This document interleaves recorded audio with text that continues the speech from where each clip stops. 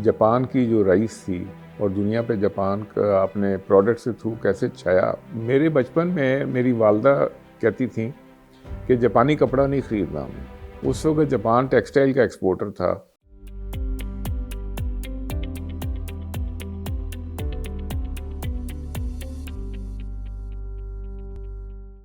देखिए, मैं अपने बचपन से देख रहा हूँ कि जापान की जो राइस थी और दुनिया पे जापान का अपने प्रोडक्ट्स के थ्रू कैसे छाया। तो मेरे बचपन में मेरी वालदा कहती थी कि जापानी कपड़ा नहीं ख़रीदना हमने। उस वक्त जापान टेक्सटाइल का एक्सपोर्टर था। कपड़ा जापानी इसलिए नहीं उन्होंने ख़रीदना कि उसका रंग कच्चा होता है। तो जापान की जो क्वालिटी के हालात 1946, 47, 48 में ये थे कि उनको कपड़ा डाई करना भी अच्छा नहीं आता था।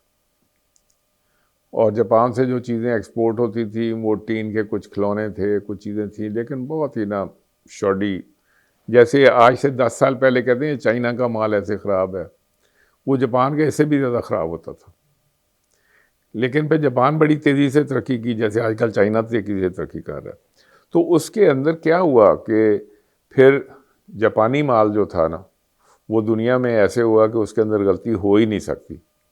आप अगर कैमरा ख़रीद रहे हैं तो अकेला कैमरा ही नहीं आता, कैमरे के अंदर वीडियो प्लेयर भी अंदर ही जाता है, म्यूज़िक भी अंदर ही आ जाता है, और कैमरे में ख़राबी का तो सवाल ही नहीं पैदा होता। आप जब एक कैमरा ख़रीदते हैं तो वो आपको ना एक सरप्राइज़ मिलता है, इतना प्लेजेंट सरप्राइज़ मिलता है कि उसके अंदर चीज़ें ऐसी हर चीज़ में उन्होंने नए फीचर्स बिल्ड किए। तो हमने ये देखा कि उन्होंने एज ए नेशन जंग में अमेरिकन से जंग हारने के बाद उन्होंने देखा कि हमारे अंदर ख़राबियाँ कौन सी हैं। तो कुछ चीज़ें ऐसी थीं जो कि जापानियों ने समझ ली। नंबर एक थी कि उनमें टीम वर्क नहीं था, और उन्होंने बच्चे को शुरू में सिखाया बाकायदा कि बच्चे को क्लास में फ़र्स्ट नहीं आना। जो उनकी नर्सरी और छोटी और बड़ी क्लासेस हैं उसमें एक ग्रुप जो है ना वो ऊपर जाता है, एक टीम पूरी ऊपर जाती है और दूसरी टीम एक हार सकती है।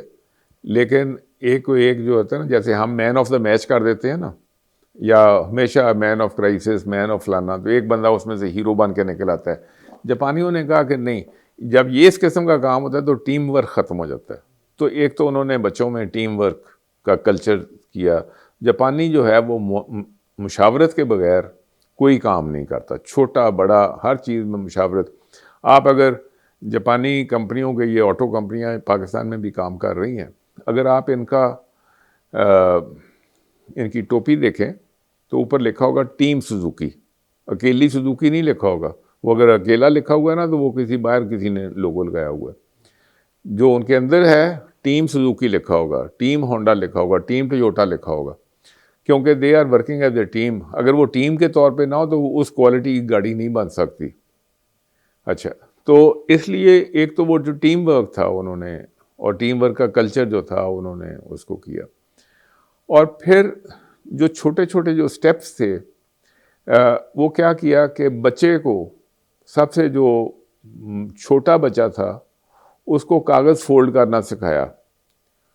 तो उसकी जो टीचर थी वो उसको कागज़ से फूल बनाना, नाव या कश्ती बनाना, छोटा जहाज़ बना देना, कोई चीज़ ऐसी डेकोरेटिव चीज़ें। तो उसके साथ क्या होता है कि बच्चे की ये उंगली की पोरों में वो सेंसिटिविटी आ जाती है, जिसमें से कागज़ को फोल्ड करना है तो उसमें बांटना पड़े। अगर आप हमारे मुआशरे में देखें तो अगर आप किसी बालिग मर्द को एक कागज़ बिल्कुल साफ़ सुथरा दे दें और उसको कहें उसको दे दो, उसको दे दो, जब 5वें बंदे के पास जाएगा तो उसमें सिलवटें पड़ी होगी, क्योंकि हमारे लोगों को ये एक्सपीरियंस ही नहीं है कि इसको कागज़ को किस उसके साथ पकड़ना है। तो जब तक आपने कागज़ पकड़ना नहीं सीखा तो आगे के आपके कल्चर में तो जो फिनिश का जो कॉन्सेप्ट है वो ही नहीं आता। तो जापानियों को ये बात समझ आ गई और उन्होंने बच्चे को कागज़ से स्टार्ट किया, टीम वर्क से स्टार्ट किया, और उसके बाद जो कल्चर बिल्डिंग की ना थ्रू आउट, तो वो कल्चर एक ऐसा बनाया कि उस कल्चर में से क्वालिटी ख़राब हो सकती ही नहीं है। और फिर वो मिस्टर डेमिंग को लेके आए। अमेरिका में एक साहब थे मिस्टर डेमिंग, जो कि उस वक़्त क्वालिटी की बातें अमेरिकन को कर रहे थे, तो लेकिन अमेरिका में कोई उनको नहीं रिकग्नाइज नहीं कर रहा था। तो वो जापानियों को समझ आ गई, तो वो मिस्टर डेमिंग को जापान ले गए।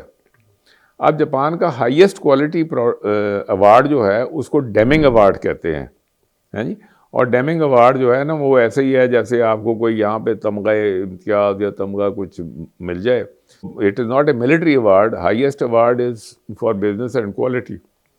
तो ये भी एक कल्चर की बात है। तो ये कल्चर बनता कैसे है कि कल्चर जो है ना वो एक तरीका ज़िंदगी है जी। उसमें ये कागज़ का आप पकड़ते कैसे हैं, या किसी से गुफ्तगू कैसे करते हैं, आप वक्त पे पहुंचते कैसे हैं, है जी। हर चीज़ जो है ना वो कल्चर का हिस्सा है। और कल्चर बनाने वाले कौन है? वो मसलन के कल्चर में आपकी सोशल वैल्यूज़ क्या है जी, आपके अर्बन वैल्यूज़ क्या है। आप शहर के अंदर रहते हैं तो जिसको हम शहरियत कहते हैं, है जी, जिसमें रवादारी भी है, उसमें एक दूसरे का ख्याल करना, है जी। और जो बड़े बड़े अर्बन टाउन्स होते हैं उसमें कई मज़ाहब के लोग होते हैं, कई ख़यालात के लोग होते हैं, लेकिन बिल्कुल शीरो शक्र वो कर रहे होते हैं। और तो ये सारी चीज़ें जो है ना वो कल्चर का हिस्सा है। फिर वहाँ पे मीडिया और आर्ट्स जो है, मीडिया क्या दिखा रहा है और आर्ट्स कौन से वहाँ पे परवान चढ़ रहे हैं, तो वो भी फिर क्वालिटी जो है उसको इम्पेक्ट करती है। तो कल्चर जो है ना वो क्वालिटी को इतना हैवीली इम्पेक्ट करता है। और फिर ये जो कल्चर बिल्डर्स कौन है? कल्चर बिल्डर्स वो लोग हैं कि जैसे पेरेंट्स हैं।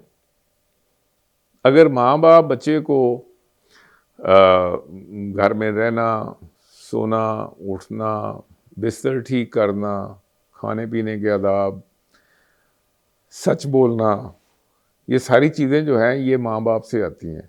अगर माँ बाप ने बच्चे का शुरू का टाइम ठीक नहीं बनाया तो ये भूल जाएं आपके वो 3 साल की मॉन्टेसरी क्लास में जाके उसने एथिक्स सीखनी है जी। उसमें और कोई कुछ भी सीख लेगा, लेकिन जो तरबियत जिसे कहा जाता है, जो बेसिक चीज़ है, वो माँ और बाप से आनी है।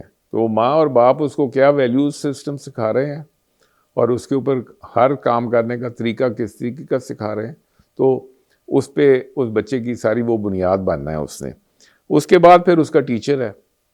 उसके बाद फिर जो हमारे हमारे मजहबी रहनुमा होते हैं, वो किसी भी मज़हब के हों, लेकिन वो भी एक कल्चर को इम्पेक्ट करते हैं। तो उसके अंदर जो रवादारी का आना है वो बहुत लाजमी है कि एक दूसरे की बर्दाश्त का करना। तो जो भी मुआशरे आगे बढ़ते हैं उसके अंदर ये जो बर्दाश्त होती है ये बहुत हैवी होती है। और हम देख रहे हैं, अच्छा, तो फिर ऐसे छोटी छोटी चीज़ें हैं जो कि मैंने जापान के साथ, क्योंकि बिज़नेस भी की और जापानीज़ कंपनियों को हमने मुख्तलिफ़ चीज़ें बना के भी दी और हम उनको एक्सपोर्ट भी करते हैं। तो ये छोटी चीज़ें जैसे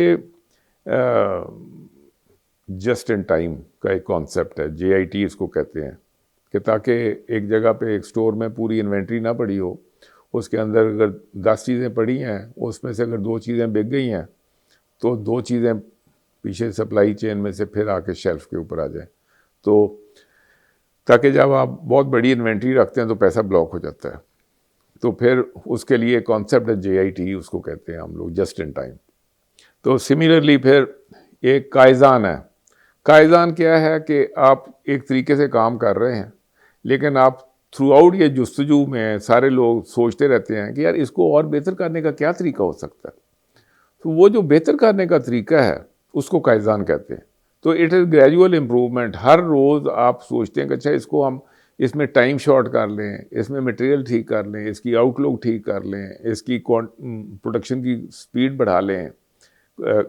तो वो जितने भी उसको आप करेंगे, वो जो अगर वो कोई कारोबारी अदारा है तो उसकी प्रॉफिटेबिलिटी इम्प्रूव कर देगा। अगर कोई सरकारी अदारा है तो उसमें जो उसकी सर्विस है टू द नेशन वो इम्प्रूव कर जाएगी। तो काइज़ान जो है ना, इट्स ए कल्चर जिसके अंदर वो मुआशरा जो है वो कंटिन्यूसली जो कुछ भी उसका कोई फ़र्द कुछ भी कर रहा है तो वो कंटिन्यूसली ना एक इम्प्रूवमेंट की जुस्तजू में है जी, और अपने इर्द गिर्द के माहौल और अपने इर्द गिर्द के लोगों के टीम के साथ मिलके इसको हम और कैसे ठीक कर सकते हैं, दैट इज़ काइज़ान। तो ये भी एक कल्चर का हिस्सा है। फिर ऐसे ही जापान में मैंने देखा एक 5S के नाम से एक कॉन्सेप्ट है, तो जिसमें सफाई सुथराई और 5 वैल्यूज़ हैं, और उसमें से एक वैल्यू ये है कि जी हर काम करने का सिर्फ एक ही तरीका है, there are no two ways of working, है जी, और everything has a place and everything should be in its place, है जी। ये आप अपनी ज़िंदगी में, अपने घर में, अपने दफ्तर में, अपनी फैक्ट्री में, अपनी गाड़ी में, जहाँ भी आप हैं, आपने अपनी चीज़ें अगर हर दफ़ा वो चीज़ वहीं रखी और सोच लिया कि ये यही इस चीज़ की जगह है, तो आपकी ज़िंदगी बहुत आसान हो जाती है और चीज़ें जो है ना वो प्रिडिक्टेबल हो जाती हैं कि आपको पता है कि यहाँ मेरी ये फ़लाँ चीज़ पड़ी है। इसको अगर आप थोड़ा सा आगे लेके जाएं तो एक इंटरेस्टिंग चीज़ है, ये जो है ना a place for everything in its place. अब एक आप किचन को देख लें, अगर आप एक किचन डिज़ाइन कर रहे हैं या आपके पास आप घर का किचन है, आपने रीडू करना है, तो आप ये देखें कि जिस बंदे ने खड़े होके खातून खाना ने काम करना है तो उसके सामने कुकिंग रेंज है, तो कुकिंग रेंज तो सामने यहाँ पे है। अब उसके दाएं हाथ में कौन कौन सी चीज़ें होनी चाहिए और उसके बाएं हाथ में क्या क्या चीज़ें होनी चाहिए। तो दाएं हाथ में जो दराज है उसमें हो सकता है कि उसने खाने बनाए हों, उसमें मसाले पड़े हों या मसाले वाली बोतलें पड़ी हों, है अच्छा। और बाएं हाथ में हो सकता है कि उसके पास जितने चम्मच कफ़गीर और मुख्तलिफ़ चीज़ें हैं वो हो सकता है उसके अंदर हों, है जी। हो सकता है जो ऊपर उसके यहाँ पे जैसे चिमनी बनी होती है तो चिमनी के साथ कुछ चीज़ें लटकाने के लिए हो सकता है फ्राइंग पैन इधर लटका हुआ है जी, कुछ चीज़ें लटकी ताकि वो यहाँ से उठाए यहाँ रखे, यहाँ से मसाला उठाए, तेल कहाँ से डालना है दूसरा कहाँ, तो उसके दाएं वो अगर आपने वर्क प्लेस को डिवाइड कर ले, इधर वाली वर्क प्लेस जो दाएं हाथ से काम करना है, इधर वाली की वर्क प्लेस जो लेफ्ट हैंड से काम करना, तो उसकी